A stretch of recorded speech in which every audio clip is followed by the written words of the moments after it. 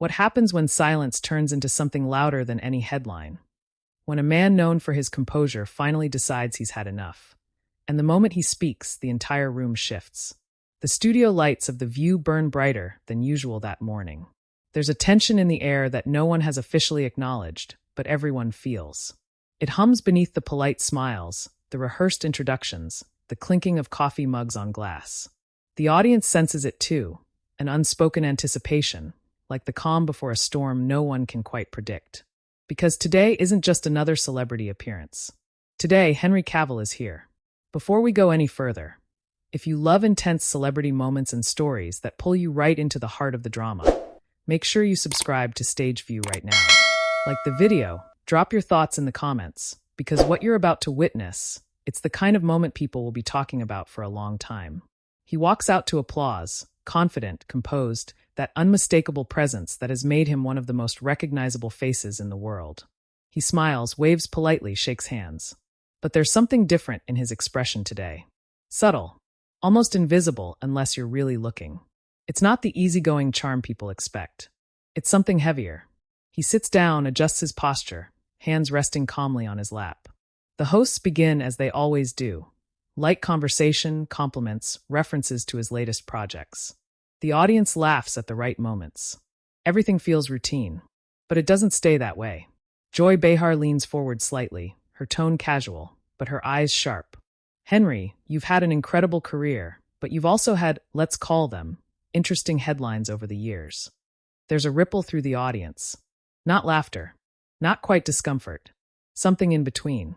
Henry smiles faintly. That's one way to put it. Joy tilts her head, pressing just a little further. Some people feel like you've stayed quiet on certain issues. That you've avoided speaking out when it might have mattered. Why is that? The room stills. It's a question that sounds simple on the surface. But there's weight behind it. Implication. Challenge. And for a moment, just a moment, Henry doesn't answer. You can almost hear the silence stretch. His eyes flick briefly across the table. The other hosts shift subtly in their seats. One of them glances toward the audience, as if sensing the tension building. Then Henry leans forward, and everything changes. I think, he begins slowly, his voice calm but carrying something deeper. There's a difference between staying quiet and choosing your moment. The audience leans in. Joy raises an eyebrow, a hint of skepticism. So you were just waiting for the right time? Henry's gaze meets hers directly now. Steady, unflinching. No, he says. I was waiting for the right conversation. There's a subtle shift in the energy. The kind that doesn't need to be announced. You can feel it in the way people stop moving. In the way even the cameras seem to hold their breath. Joy smiles, but it's tighter now. And this is the right conversation?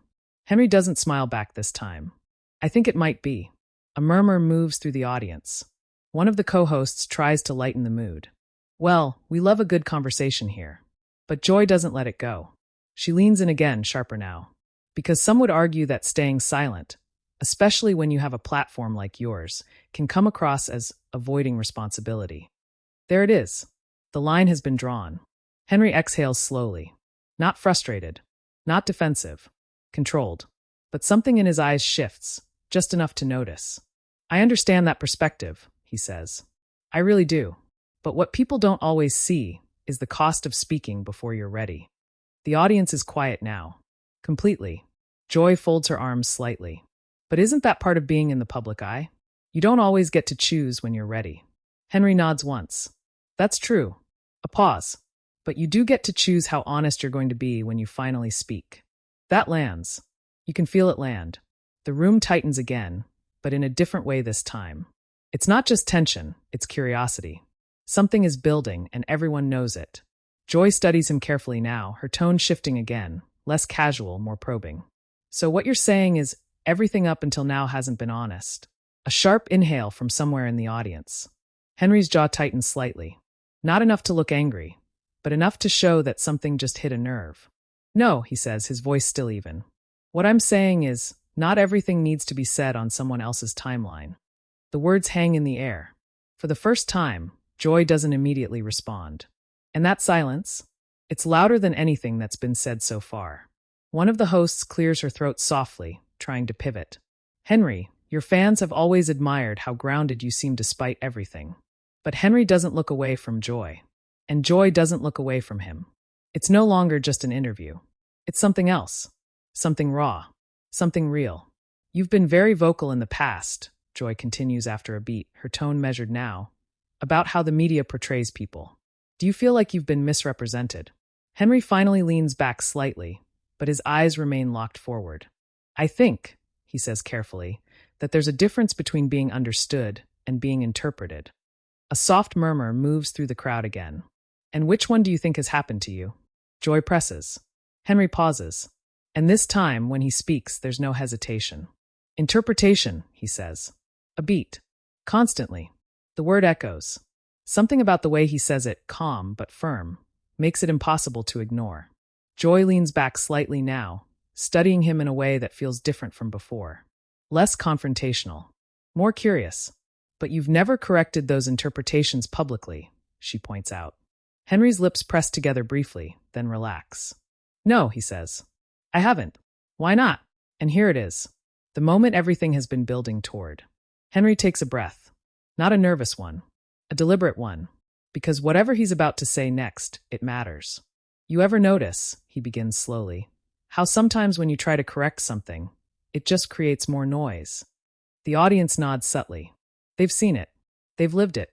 And eventually, he continues, you realize that the noise isn't really about the truth anymore. It's about who can shout the loudest. Joy's expression shifts again, this time just slightly softer. And you didn't want to be part of that? Henry shakes his head once. No, he says quietly. I didn't. There's a pause. A long one. The kind that feels heavy, not empty. And then, Joy leans forward one last time. But you're here now, she says. And you're speaking. Henry meets her gaze again. And for the first time since he walked out onto that stage, there's something unmistakable in his voice. Resolve. Yes, he says. I am. The audience erupts, not loudly, not chaotically, but with a wave of energy that feels almost electric. Because they know. Everyone knows. This isn't just an interview anymore. This is the moment before everything changes. And the silence he's kept for so long? It's about to break. The applause fades, but the energy doesn't. It lingers, thick, charged, almost palpable. As if every person in that studio understands they're witnessing something that wasn't planned, something that can't be edited into a neat segment later. The usual rhythm of the view has been disrupted, and now no one is quite sure how to get it back. Henry Cavill sits still, composed, but no longer passive. There's a quiet intensity in the way he holds himself now, like a man who has crossed an invisible line and isn't stepping back. Across from him, Joy Behar studies him carefully. The earlier edge in her tone hasn't disappeared, but it's evolved. Sharper in some ways, more cautious in others. Because now she knows this isn't going to be a surface-level exchange. All right, Joy says, her voice measured, but unmistakably firm. If you're speaking now, let's actually talk about it. A few audience members shift in their seats. Someone coughs softly. The tension resets, but higher this time, like a dial being turned up another notch. Henry nods slightly. Let's. Joy leans in, elbows resting lightly on the table. There have been moments, she begins, where things you've said or not said sparked backlash. People questioning your views, your intentions, your character. And instead of clarifying, you stepped back. A pause. Some would say that silence allowed those interpretations to grow. The room tightens again. Henry's expression doesn't change, but his eyes sharpen just slightly. And some would say, he replies calmly, that those interpretations were already growing regardless of anything I did. A low murmur ripples through the audience. Joy doesn't blink.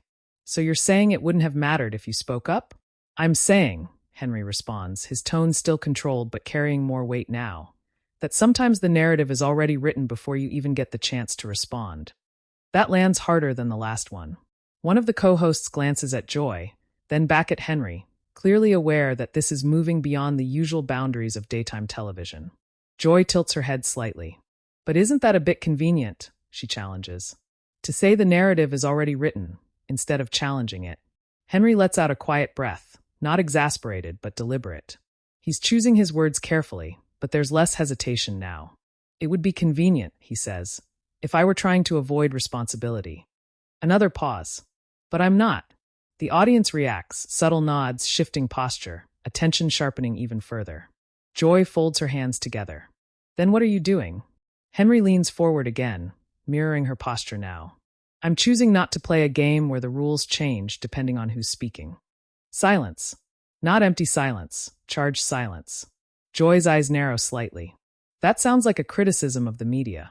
Henry doesn't flinch. It's an observation, he says. There's a faint, almost incredulous laugh from somewhere in the audience. Not mocking, more like disbelief at how direct this has become. Joy presses on. You understand that shows like this, conversations like this, are part of that media ecosystem, right? I do, Henry replies immediately. And yet you're here. I am. Why? That single word hangs heavier than anything that's come before. Henry pauses, not because he doesn't have an answer, but because the answer matters.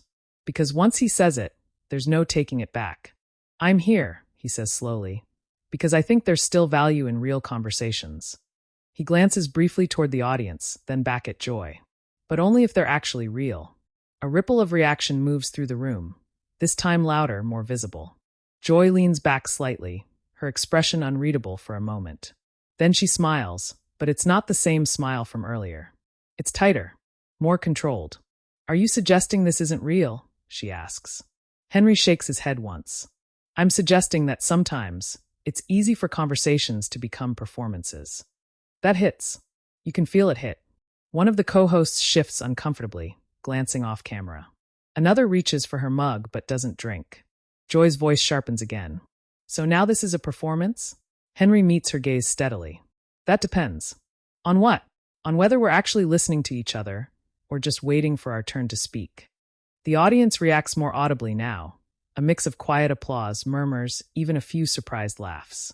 Joy's composure flickers, just for a second, because this isn't the direction she expected. And for the first time, she's not fully in control of the pace.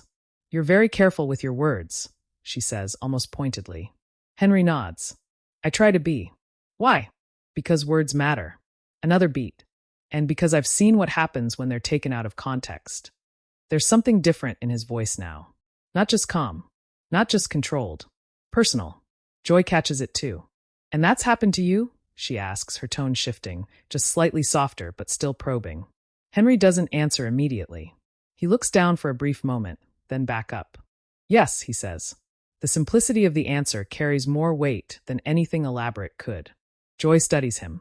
Can you give an example? The question hangs in the air like a challenge. And this time, the tension doesn't just rise, it sharpens. Because this is where it gets specific. This is where it gets real. Henry's fingers interlace briefly on the table, then separate again. A small movement, but noticeable.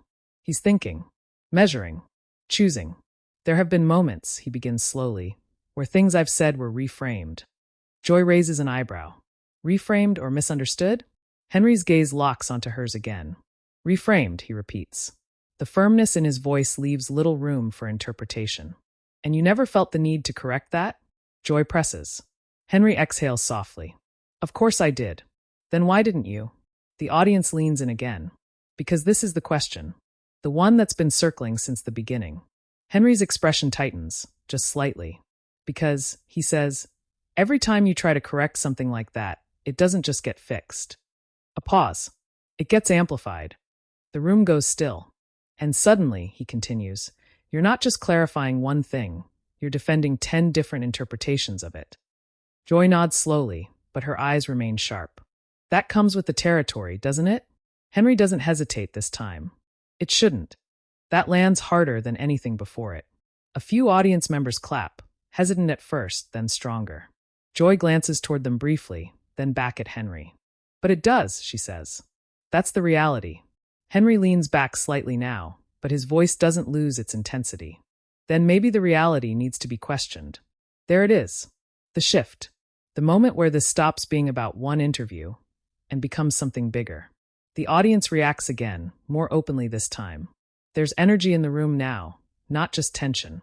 Joy takes a breath, recalibrating. You're asking for a lot of change, she says. I'm asking for accountability, Henry replies. From who? Henry pauses, and when he answers, his voice is quieter, but somehow even more powerful. From everyone. Silence. No applause this time. No murmurs. Just stillness. Because that answer doesn't point fingers. It doesn't deflect. It includes him, too. And everyone in the room knows it. Joy leans back, studying him in a way that feels different now. Less like an opponent, more like someone trying to understand what just happened.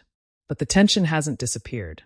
If anything, it's deeper now, more complex. Because this isn't just a confrontation anymore. It's a collision of perspectives. And neither side is backing down. The cameras keep rolling. The audience stays locked in. And somewhere beneath the surface of this conversation, something even bigger is building. Because Henry Cavill didn't just show up to answer questions. He showed up ready to challenge them. And Joy Behar? She's not done pushing back. Not even close. The silence doesn't break right away. It lingers, heavy, deliberate, as if the entire studio is waiting to see who will move first, who will shift, who will crack under the weight of what's just been said. But no one does. Not the hosts.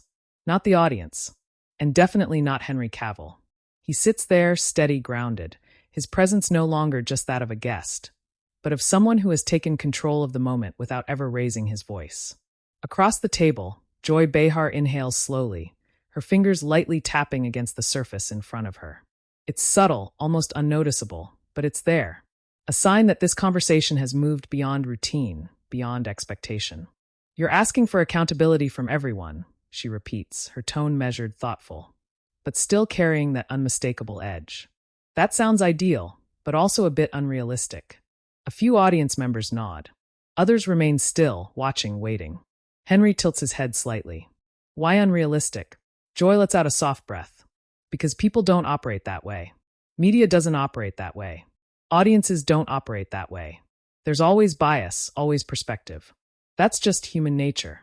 Henry listens without interrupting. Not defensive. Not dismissive. But when she finishes, he leans forward again. I don't disagree, he says. That catches her, just slightly. But accepting something as human nature, he continues, doesn't mean we stop questioning it. The audience murmurs again, this time softer, more reflective. Joy's lips press together briefly. So what are you proposing? That everyone just suddenly becomes more fair? More balanced? Henry shakes his head. No, I'm proposing that we at least acknowledge when we're not. That line lands differently. It doesn't challenge aggressively. It exposes quietly.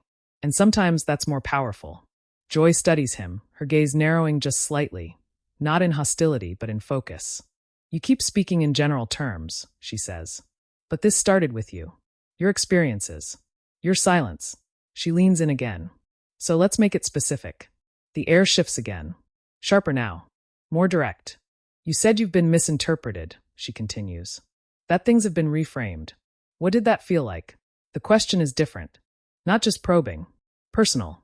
And for the first time since this began, Henry doesn't answer immediately. His gaze drifts, not away but inward. Like he's stepping back into something he doesn't usually let people see. The audience notices. The hosts notice. Even Joy notices. Because this pause isn't tactical. It's real. It felt, he begins, then stops. A breath. Measured. It felt like losing control of your own voice. The room goes still. Not tense this time. Quiet. Listening.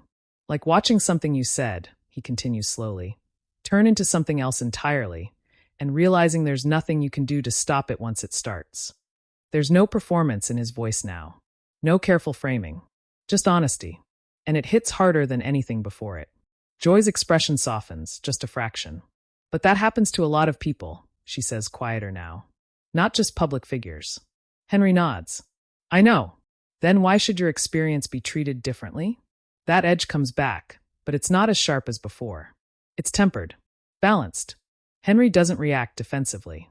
Because of scale, he says simply. A beat. When it happens to someone in private, it affects their circle. Their environment. He glances briefly toward the audience again. When it happens publicly, it becomes a narrative. The word hangs there. Narrative. And narratives, he continues, have momentum. The audience is completely still now. They don't just reflect reality, he says. They start to shape it.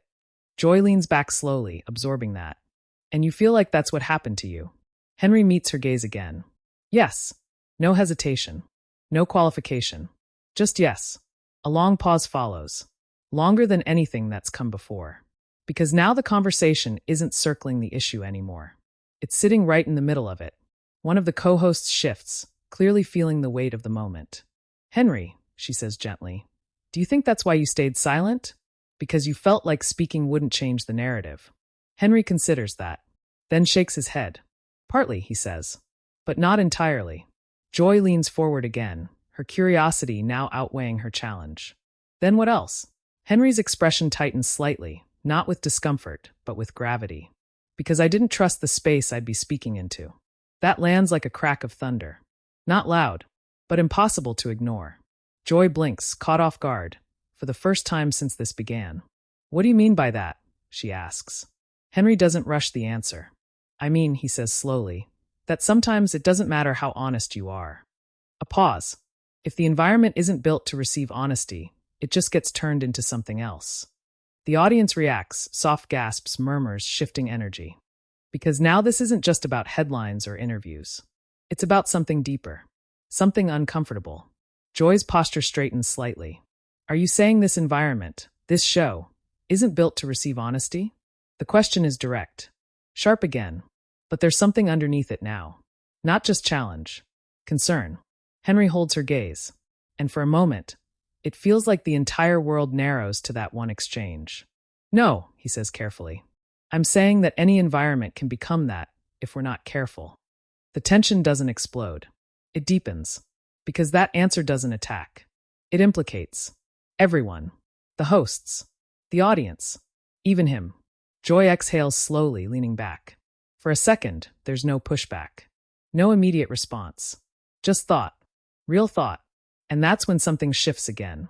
Not in the volume. Not in the pace. But in the tone. The confrontation begins to transform. You know, Joy says after a moment, her voice quieter now, less combative. People expect public figures to be resilient. To handle criticism.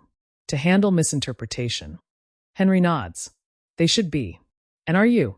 The question is simple. But loaded. Henry lets out a small breath, almost a half-laugh, but without humor. I try to be. That's not an answer. No, he agrees. A beat. It's the truth. The audience reacts again, soft, understanding murmurs. Joy studies him carefully. And what happens when trying isn't enough? There it is.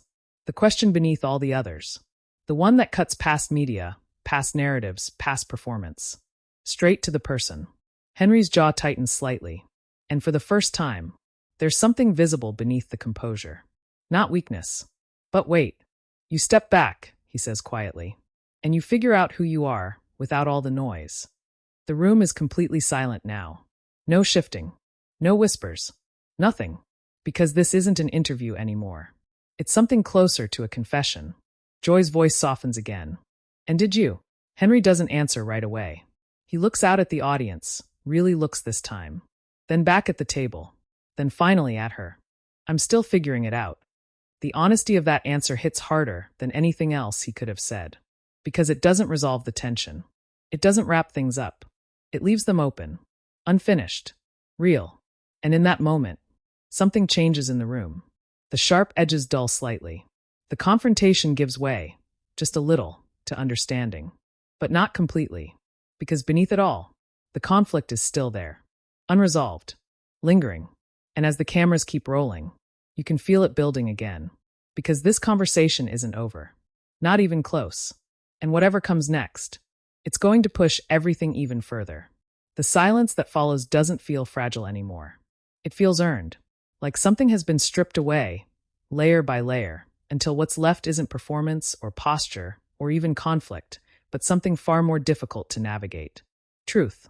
Raw, unfiltered, and sitting right in the middle of the table for everyone to see. Henry Cavill doesn't move. Not much, anyway. Just a slow inhale, the rise and fall of his chest steady, controlled. But there's no mistaking it now. The man who walked onto this stage earlier, calm and reserved, has stepped into something deeper. Something irreversible. Across from him, Joy Behar watches quietly. Not with the same sharpness as before. Not with the same challenge.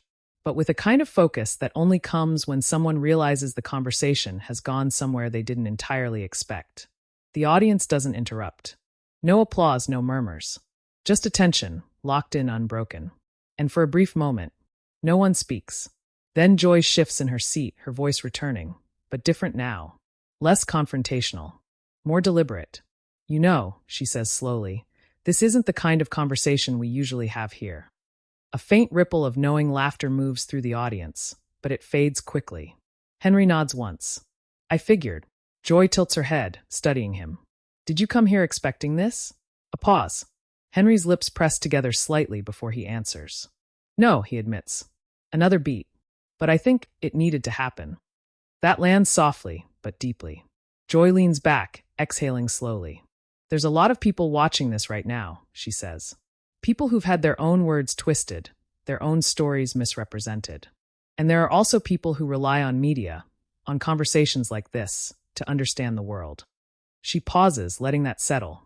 So where does that leave us? The question hangs, not as a challenge this time, but as something bigger, broader. Henry considers it. Not rushing, not deflecting. Somewhere in the middle, he says. Joy raises an eyebrow slightly. That's a vague place to land. Henry gives a faint, almost tired smile. It's an honest one. A few quiet chuckles from the audience. But the weight remains. Because the truth is, he continues, neither side is entirely wrong. Joy leans forward slightly again, listening. The media has a job to do, Henry says. To ask questions. To challenge. To dig deeper. He pauses. But the people being asked those questions, they're human too. That simple statement ripples through the room. And when we forget that, he adds, we stop having conversations and start having confrontations. The irony of that statement, given everything that's just happened, doesn't go unnoticed. Even Joy lets out a small breath of a laugh. Fair point, she admits. A pause follows. But it's not tense anymore. It's reflective. And that's when something unexpected happens. Joy nods slowly. Not in defeat. Not in agreement. But in acknowledgement. I'll say this, she begins, her voice steady. You didn't take the easy route today. Henry shakes his head slightly. Neither did you. There's a flicker of something between them then, mutual recognition, maybe. Not resolution, but respect. The audience feels it. You can see it in the way they sit, the way they lean in, not waiting for conflict now, but for closure. But closure isn't always clean. Joy glances briefly toward the other hosts, then back at Henry. Do you think this changes anything? She asks. Henry looks out at the audience again, then back at her. I think, he says slowly, it starts something. A beat. What happens after that depends on what people choose to take from it. The cameras capture everything. The stillness, the expressions, the unspoken weight of what's just unfolded. Because this isn't just a segment anymore. It's a moment. And moments like this, they don't stay contained. They ripple outward. And they did. Within minutes of the broadcast ending, clips begin to surface online. Short, sharp excerpts of the most intense exchanges. Henry's calm but unwavering responses. Joy's probing questions. The pauses. The tension. The internet does what it always does. It reacts. Some call it one of the most honest conversations daytime television has seen in years. Others argue it exposed deeper issues, about media, about celebrity, about accountability. Debates ignite across social platforms. Comment sections flood with opinions, interpretations, disagreements. Some praise Henry for finally speaking out. Others defend Joy, saying she asked the questions many were thinking. And then there are those who see something else entirely. Not a clash, but a collision of two perspectives that rarely meet this openly. Clips rack up millions of views in hours. Headlines begin to form, not just about what was said, but how it was said. Calm versus confrontation. Silence breaks on live TV. Not just another interview. But beyond the headlines, beyond the reactions, something else lingers. The feeling. Because for those who watched it unfold in real time, it didn't feel like spectacle. It felt real. Back in the studio, the lights begin to dim slightly as the segment wraps. The hosts shuffle their notes. The production crew signals the transition. But there's a hesitation, just a fraction of a second, before everything moves on. As if no one wants to be the first to break what just happened. Joy looks at Henry one last time. Thank you, she says. Simple. Direct. And this time completely genuine. Henry nods. Thank you. No tension. No edge. Just acknowledgement. The audience finally applauds, not loudly, not explosively, but with a steady, sustained energy that feels different from anything earlier. Not entertainment. Appreciation. As Henry stands and gives a small wave before walking off stage, There's no dramatic exit. No final statement. Just a quiet departure. But somehow, that makes it even more powerful. Because the words have already been said. The silence has already been broken. And the impact? That's just beginning. Now it's your turn. What did you think about this intense exchange? Was Henry Cavill right to stay silent for so long? Or should he have spoken out sooner? And did Joy Behar push too far?